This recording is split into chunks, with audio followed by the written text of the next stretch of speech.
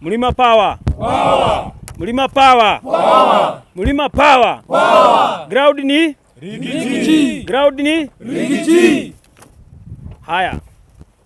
Good afternoon, members of the Fourth Estate. I am Kerry Kenneth, also known as General KK, the chairman of Lari Green Movement and Itunogetie Defense Forces. We stand before you today to express our deep disappointment in the current regime of the so-called Wilbaru Kenya Kwisha government.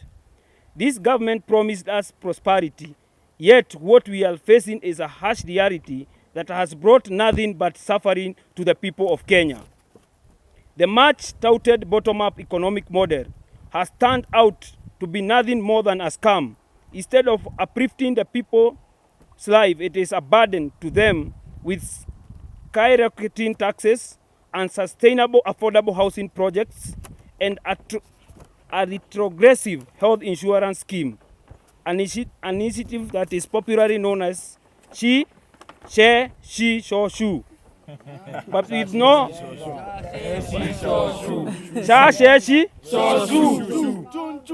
but with no real solutions. Additional, the new funding model, discriminatory and unlawful, further alienating the very citizens it was meant to benefit. We, the people of Lari, we are among the first to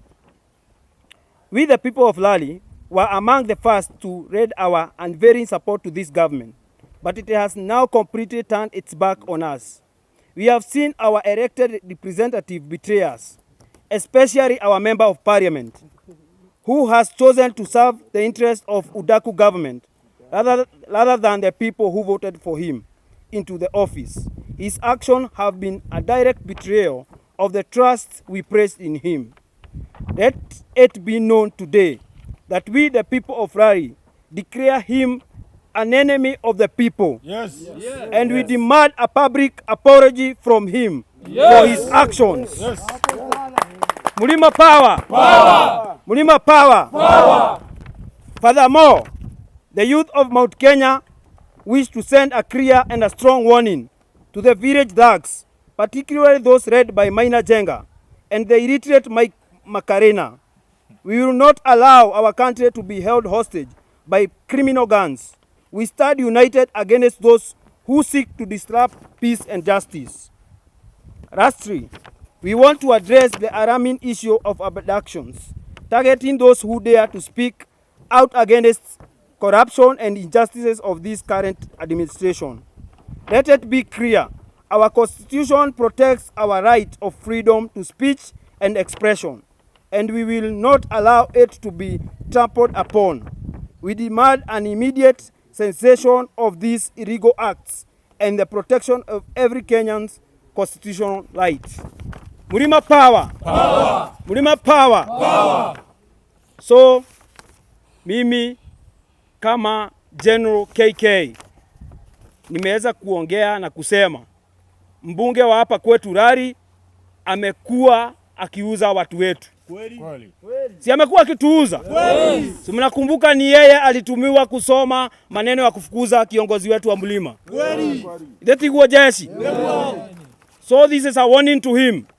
If you don't come and apologize to the Lari people, hakuna mahali tutakubali uongee, na ukikuja tutakufukuza. Lazima aende, si ndio?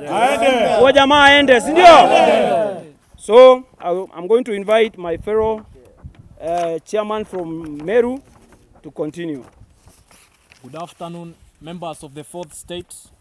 My name is Kirimi Mudaura. I'm a student leader and a youth leader from Meru County. I will be brief as cock on a hen. First of all, the rogue and arrogant regime of Kenya Kwisha government have subjected our country and led our country to be hijacked by criminal gang, drug dealers, and cold-blood murderers. Yes. The reincarnation of Mungiki gang in central Kenya province, it's a clear indication of desperate moments and desperate measures by the government to regain its lost trust to the people through coercion, intimidation, and blackmail. We cannot be led, neither be shown directions by undecided, illiterates, and dog of wars. I therefore ask the senior politicians in the region and leaders to be cautious when introducing to us criminal gangs that has committed atrocities among our people, and to take full responsibility to disband as well as dissolve Mungiki groups to ensure the safety of our mothers and girls not to be subjected to sexual harassments and carnal knowledge forcibly. I want to ask the national government to form the IEBC and to stop fearing or having butterflies of the rising youths of this country. I also want to ask and urge the youths not to panic. The government has already lost the trust by the people, and it is going home. The people shall, and the people have the power to dissolve this government. We also state categorically, without any fear of doubt and avoidance of doubt and contradiction, that the government has not addressed any issue raised by the youths during their mega Gen Z demonstration, but instead have turned an eye and start blame games of who and who forced or funded the Gen Z to be in the streets. The government itself, led by William Samoei Ruto, Arap Kipchirchir, funded us to the streets due to his incompetencies. We ask him also not to forget to make the country's debts known by the public so that we can all be aware of the looting schemes that this government is undertaking. Thank you very much.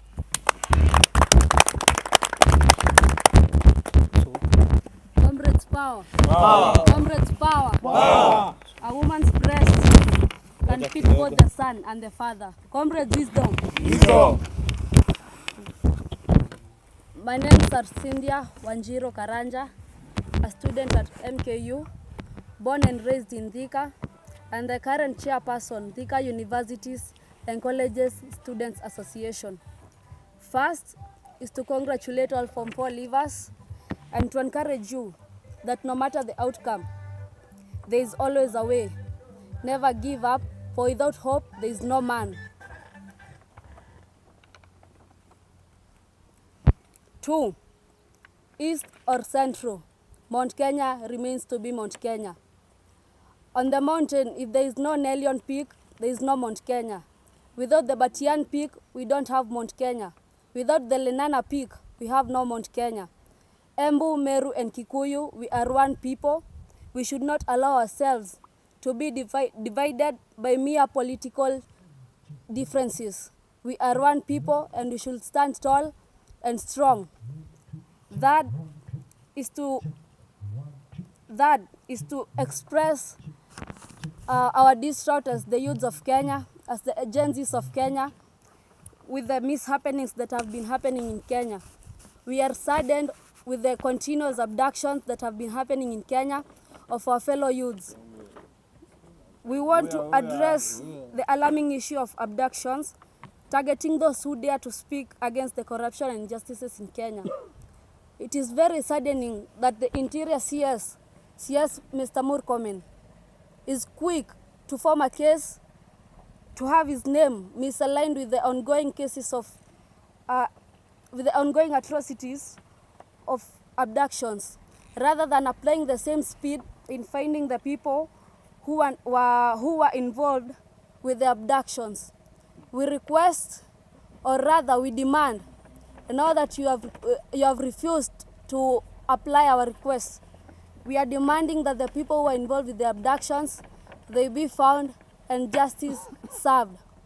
Lastly, is to urge all Kenyans, let's fight for our constitution before it's too weak to serve us. Thank you.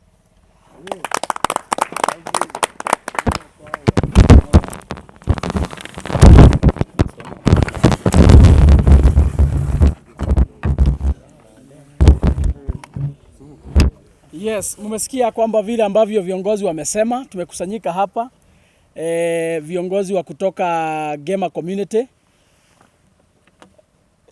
Viongozi wa kutoka Gema community tumekusanyika hapa kutoka all the 10 counties of Gema, na mmesikia kwa sauti moja vile ambavyo wamesema.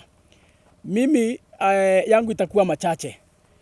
Na ningetaka kuambia serikali ya kwamba juzi tumeona koti imeamrisha IG wakiwa na DCI Amin ya kwamba waende kule kwa mahakama ili wakajibu hii maneno ya abduction.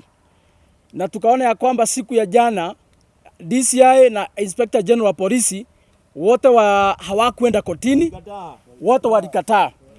Mimi nataka niongee hapa leo kama chairman wa New Gema Young Leaders Movement. Niwakumbushe ya kwamba siku mmefukuza Rigathi Gachagua kinyume na sheria na koti ikasema ya kwamba Professor Kindiki aapishwe. Rigathi Gachagua, who was the Deputy President of the Republic of Kenya, alitii sheria ya koti na akatoka kwa ofisi akaelekea kwake nyumbani. Na kama Rigiji, the second Deputy President of the Republic of Kenya, obeyed the court order na akatoka kwa ofisi ndio Kindiki aingie, IG ni nani hawezi tii sheria ya koti? DCI Amin ni nani hawezi tii sheria ya koti? Kwa hivyo sisi tunataka kuambia William Ruto, siku ameapishwa pale Kasarani, hakuapishwa na notebook, hakuapishwa na kitabu yake ile anatumia kwa nyumba kutengeneza maneno yake. Aliapishwa na sheria ya Jamhuri ya Kenya, na akaapishwa na Biblia ya kwamba ili akuwe akilinda na kuhakikisha kwamba anaongoza nchi kufuata sheria ya Kenya, si kufuata mafikira zake. Na kama anafaa kuongoza kutumia sheria ya Kenya, we have all the arms of government. Tuko na judiciary, tuko na parliament, tuko na executive. Na kama judiciary wamepatia amri, either ni parliament ama ni executive, wanafaa kutii sheria kwa sababu hivyo ndivyo katiba inasema. Na kwa hivyo sisi hapa leo tunataka kuongea kwa sauti moja. Na juzi tumesikia ile matamshi ambayo mliongea mkiwa kule Rift Valley siku ya Jumapili mkiwa kwa kanisa. Huyu jamaa hawa wakora wanakufuata kina Kamketi na kina Oscar Sudi. Tukasikia Kamketi akisema ya kwamba yeye ndiye anatoka ile county wanajua maneno ya 24 years. Na mimi nataka nijibu leo Kamketi tukiwa hapa kama viongozi wa kutoka Gema community. Inchi si ya mama yake. Inchi si ya baba yake. Kama kuna vitisho aende akatishe bibi yake na watoto wake. Kuna sheria inasema ya kwamba uchaguzi ifanywe baada ya miaka 5. Hakuna sheria inasema ya kwamba ati rais lazima aende term 2. Hakuna sheria inasema ya kwamba ati rais aende miaka 24. Aende term yake ya miaka 5. Akimaliza tuende kwa uchaguzi. Wakenya waamue kwa debe. Na Wakenya wakiamua kwa debe aende nyumbani, lazima aende. Kwa sababu hiyo ndio sheria. Kwa hivyo tunataka kuambia Kamketi, hizi vitisho mnajaribu kutupatia, kuna watu wengine walikuwa mbele yenu, walikuwa wanaitwa kina Murathe, wala walikuwa wanasema ya kwamba hawezi achia nchi mwizi, wala walikuwa wanajipiga kifua wakijita deep state. Tulikuwa na wao wakatutishia sana zaidi, wakasema ati wananchi hawawezi amua kwa debe nani atakuwa rais. Lakini 2022 tukajitokeza kwa wingi tukapiga kura, na wale walikuwa natuzia uoga wakakunja mkia, wote tukawapeleka nyumbani. Na leo hii wako kwa manyumba zao wanapigwa na mabibi zao wengine. Watu walikuwa natutisha. Kwa hivyo niambie Kamketi, vile tulikuwa tunatishwa na kina Murathe na tuliwapeleka nyumbani, wewe ni nani? Wewe ni mafia kuku. Wewe ni nani? Wewe ni mwizi wa ng'ombe. Wewe ni mtu bure katika nchi ya Kenya. Kama wale walikuwa wanajiita deep state tuliwapeleka nyumbani. Mtu kama wewe, mtu ambaye hajielewi, hakuenda shule, wewe ni nani? Nchi ya Kenya lazima tufuate sheria. 2027 tunaambia William Ruto, hakikisha ya kwamba umetupatia IEBC as soon as possible, tuweze kujiandaa mapema. Vijana wetu tumewamobilize wachukue kura 2027. Safari ya Sugoi ni unstoppable, kwa sababu wa Kenya ndio wataamua. Na mimi niambia Wakenya wote kwa jumla, msitishwe na hawa wakora. Hawawezi wasiwauzie uoga ati sijui wataiba kura, ati sijui watafanya nini. Hakuna kura zitaibiwa. Wale wakora walikuwa kwa ile serikali nyingine waliishi kututishia vile ambavyo ati wako na IEBC kwa mfuko. Kwa nini walishindwa kuiba kura? Tuko na sheria, tume IEBC ni tume huru, na hakuna watu ambao watajaribu kuiba kura za Wakenya. Tutapiga kura kulingana na sheria, na siku ya kwenda nyumbani ya William Ruto hakuna mtu ambaye hiyo safari anaweza simamisha, kwa sababu mahali tumefika hata Mungu mwenyewe amekubalisha, hata Mungu ako upande wetu ya kwamba William Ruto lazima tumpeleke nyumbani. Ataenda kama vie? Ataenda kama vie? William Ruto must go. William Ruto must go. For us to stop the abduction, William Ruto must go. For the economy of Kenya to be revived, William Ruto must go. For us to stop corruption, William Ruto must go. Kabisa. Na tuko na viongozi wengine hapa, ningewapatia nafasi pia wakuja waseme jambo.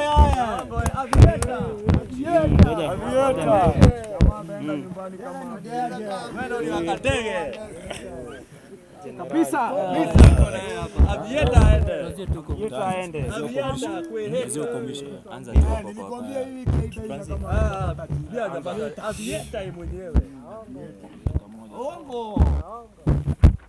Kama kijana mwanarika ambaye ni aspirant Indika, ningetaka kuaddress this rogue government yenye ambayo imeweza kumanage kufanya mambo tatu: abductions, impeachment and extrajudicial killings. Hiyo tu ndo mambo for 2 years imemanage kufanya. Mi ningetaka kuaddress hii issue ya ujinga ya appointment ya corrupt leaders. Tunataka kukumbusha William Samoei Ruto, hatusahau kwamba umechukua wakora wote katika hii serikali yako. We have Kebi Getora ambaye alifukuzwa juu ya kesi ya Kemsa. Tuko na Mwangi wa Iria alikuwa anakimbizwa na DCI. Ulitutafutia ukatuletea. Alafu unatuambia na you are fighting corruption. Kwanza utuambie Western Hotel yako ama haiko katika mikononi ya corruption. You are first the corrupt leader, na ulichaguliwa namba 2 as the most corrupt leader. Heri ungepata namba 1. We know you well as William Samoei Ruto. Number 2, heshima tupewe katika mazishi. Tumeona viongozi MPs ambao kazi yao ni kukula na kuropoko katika mazishi. Now it's time we tell the young people of this country, mahali kiongozi anaongea ujinga, furusha yeye aende akaongelelea. Maiti ipewe heshima, si kuja kutusiana katika mazishi. Asante. Hata kanisani vijana mkiona mwanasiasa anaongea ujinga, simameni na mnaanza wimbo, kanisa inafungwa. Waenda hataona. We need respect. We need decorum in our churches. Mumekula sasa, mkazi ni kutukosea heshima. We don't have the 13th parliament at now. Hii parliament iko katika Kaongo parliament now. Thank you. Mnajua Kaongo ni nani, sitarudia. Kama the promises that you gave to young people, how do you fulfill? The only thing you are doing, you are exporting the expensive graduates to become cheap laborers at other countries. Tengeneza nchi yako, hata sisi uajiri hawa vijana huku. Acha hii kazi ya sijui Alfred Mutua anatuchezesha barua za yellow na sijui yo commission mnatuitisha. Hii corrupt government tunawamulika sana. And to other leaders ambao mumeona vijana nikaa sisi tumekuwa wajinga sana, mtutumie 2027. Ningeomba vijana wote tufagia hii parliament first of all we weekend this Kaongo. Lazima tumuweekend. Tukirudisha hawa wabunge tumejikosea. Hawa hakuna kitu wamefanya. Go to their constituencies. Barabara zinakaa ni kazi na limwa, zinamwagwa sumu ya kieni. Tumepitia ingine hapa ya Lari, imemwagwa sumu tu. Waliendea sumu kieni, la sasa ndio wamemwaga huku. Vijana tuchangamke, tuchukue kura. We must say Kasongo must go. Kasongo must go. Hatuwezi wapea fursa tena. Na lazima tuwe makini 2027, tusirudie mistake ambayo tulifanya. Na wazazi wetu, msikubali kupewa pesa ya ili mrudisha watu. Tunajua wamepanga ili kuja kutuanza kuwapea unga. Akikupea unga muulize, Mimi ni umbo unitupie unga wakati uko unakula nyama kubwa. Hasha, tutikwenda kuhuthika ithuĩ tũtigũkuo wana nĩ thirikari ĩno. It is time we send them home. A new revolution is coming to our country. Gen Z power. Power. Gen Z power. Power. Are we ready to chase them home? No. Tusonge kusonga.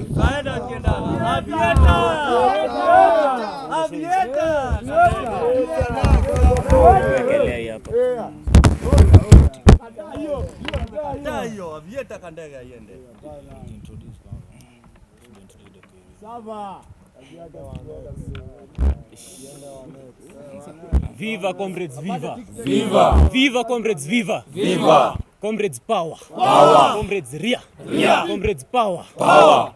I am Thuku SK, student leader in KU, and I'm here to speak on behalf of all comrades in Kenyatta University and all comrades in this country by extension. The government, since inauguration, has continuously displayed and brought to us bills, systems, projects which are not with the Kenyans. We have seen in our schools, our higher learning education institutions, introduction of new funding model, which has no meaning to us, does not carry in any way or represent our interest. For this government of Kenya Kwanza and UDA government, Your Excellency, sir, you did not consult us in any way as the student fraternity. This country, we woke up one day and we found that the new funding model has been implemented. And for now, what we know, the new funding model is unconstitutional. And we need you as parliamentarians who we sent in parliament, we need you to act with swift action, just as you impeached Rigiji, just as you rushed to pass these finance bills. We need you to move with the same pace to eradicate this new funding model from us. It does not help us in any way. We have seen hostel fees hike. We have seen food in messes hike. We cannot eat. You don't want us to sleep. You don't want us to study, Mr. President. Where do you want us? You want us to go back home. After you have graduated, we have seen you time and time again advocate for us to go to other countries. Where is the pride in this country? That's why we see Adani here, because we do not have any pride in this country. Where is our patriotism? Where did it go? We are Kenyans, come on. I will not speak much today, but on behalf of all comrades, we are very, very, very dissatisfied with this government. You do not represent our interest. We do not feel you. We do not feel you in any way. On 16th, as the comrade fraternity of Kenya, all student and comrades in this country, we have declared a mass mandamano, mass demonstration and protest in this country. Wherever you are, where in Embu, Turkana, down there in Coast, all the way to Western, even here in Central, back to Nairobi there. We need everyone in the streets. Let us come out, all of us, and show this government that they do not represent us in any way and we do not feel them. Thank you. Comrades power. Power. JCA. Yeah. JCA. Thank you very much. My name is Comrade Kangi. I am the lifelong Kuso Secretary General of all the living and non-living comrades in Kenya. And I want to highlight two very pertinent issues which I'll address. One is the IBC formation. We know there is an evil scheme by the outgoing regime, popularly known as Kenya Kwisha, to try and deny the young population or the Gen Z and the youths of this country to register as voters so that they can manipulate the 2027 general elections. And therefore, we are demanding for the immediate formation of IBC without any further delays. Because according to the constitutions, we have the right to exercise our political freedoms, whereby we can vie and also we can vote at the ballot so that we can choose or elect the leaders that we deserve. Another issue of great concern is the current economic environment in our country. We all know that we are being overtaxed. There are so many taxes which do not favor the business people and the entrepreneurs in this country. And that's why all investors nowadays are running to nearby countries like Rwanda and Tanzania, whereby their tax policies are favorable and they promote investments. And this has led to shutdown of business, which has rendered so many youths to become jobless. And the economic environment, if it is not favorable, it cannot support small and medium enterprises or businesses. And this has also led to various serious challenges, whereby has made youths to be mentally challenged because of distress of unemployment, whereby you find young graduates who are very, very much qualified, but the government instead chooses to recycle the same old guards. Like recently we saw Kasongo giving opportunities to Guoya, a whole 2-term governor, being given a chance to become a chairman of a parastatal. When we have young graduates who are overqualified, some who have masters, others who have PhD, why can't the government give us these opportunities? So thank you very much. Allow me to welcome my fellow youth leader.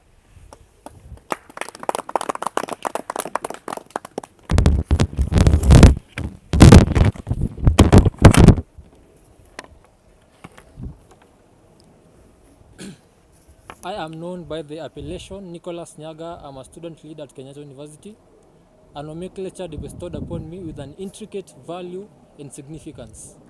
I'm here presenting issues that are really disturbing and really oppressing comrades. And one of the issues is the new funding model.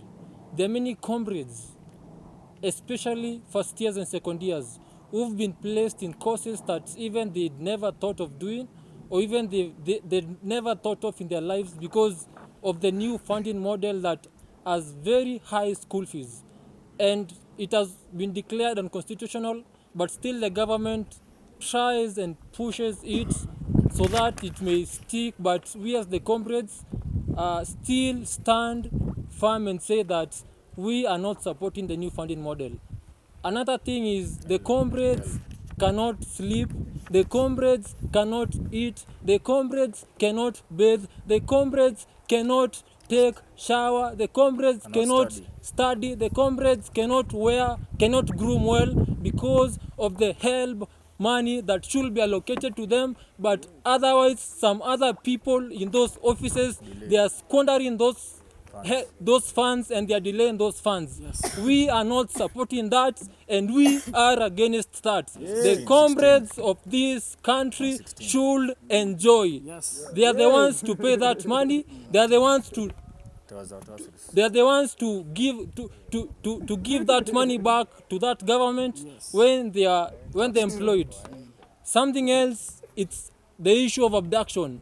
We as the comrades of this country are very annoyed with the current regime. It's a regime whereby when you see something that is going wrong and you try to come out and speak about it, you are taken somewhere, you are tortured, you go through hell so that you cannot stand for what you feel is right. And we as the comrades, we are saying that we will not be intimidated by what this current regime is doing. And on 16th next week, may we come out and show William Samoei Ruto that it's not the few people who've been in government since the 90s and they're also in government currently who will always be there. They come with new parties, they come with new chairmans or kuja new positions, and they try to tell us and convince us that they are different, or they come with new ideas and try and convince us that they are different and we should elect them. We will not buy that again. It's high time that we elect leaders who know what we want and who feel us. It's not leaders who go there and just follow after their interest. On 16th next week, tutoke, tukuje, we demand for what we know is right. We demand for our rights. And the constitution must be followed. This is not an era whereby dictatorship can ride over and work out in this country. Thank you so much. Comrade 16th. Comrade 16th. 16. Comrade 16th. 16. Comrade 16th. 16. New funding model must go. Must go. New funding model must Go. Ruto must Go.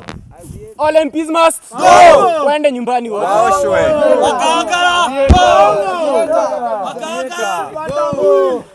Asante.